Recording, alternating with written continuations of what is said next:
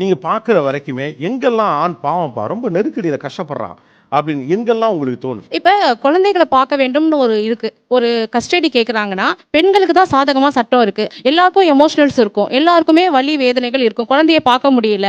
அப்படின்னா, இவங்க போய் கேட்டா கூட அது குடுக்க முடியாத சூழல்ல, சட்டமும் அவங்களுக்கு துணை போறப்ப, இவங்க அதிகமா பாதிக்கப்படுறாங்கங்கிறது என்னுடைய கருத்து. எந்த ஃபேமிலினாலும் கடன் அப்படின்னா ஆண் மேல தான் வந்து விழுது.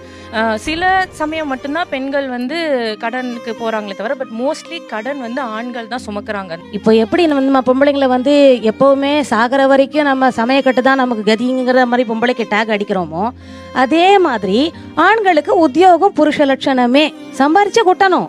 அது வந்து உனக்கு பிடிக்குதோ பிடிக்கலையோ, உன்னால முடியுமோ முடியலையோ, உனக்கு இயலுதோ அதெல்லாம் வந்து செகண்ட். ஆனா வேலைக்கு போகணும், சம்பாரிச்சே ஆகணும். ஸோ இப்போ ஒரு ஹவுசிங் லோன் அவங்க சொன்னாங்க இல்லையா, ஒரு 60 lakhs 70 lakhs போடுறோம்னா நாங்கள் 2 பேருமே ஒர்க்கிங்காக இருப்போம். ஸோ ஈக்குவலி பேலன்ஸ் பண்ணுறதுக்கு அதை வச்சு தான் நம்ம வந்து பண்ணுவோம். ப்ளஸ் சப்போர்ட்டிங் வந்து எங்களோட ஜுவல்ஸ் கொடுக்குறோம். ஸோ ஒரு கடன் அப்படின்னு வரும்போது அவங்கள மட்டும் நாங்கள் அதில் சுமத்தலை. ஸோ ஜுவல்ஸ் கொடுத்து சப்போர்ட் பண்ண ரெடியாக தான் இருக்கோம். ஸோ அந்த ப்ரெஷர் எனக்கும் இருக்கு. எத்தனை பெண்கள் உங்கள் கல்லூரி தோழிகளிடம் கைமாத்து வாங்கியிருக்கீங்க? ஆணை கேளுங்க, கிட்டத்தட்ட பூரா பேர் மட்டுமா.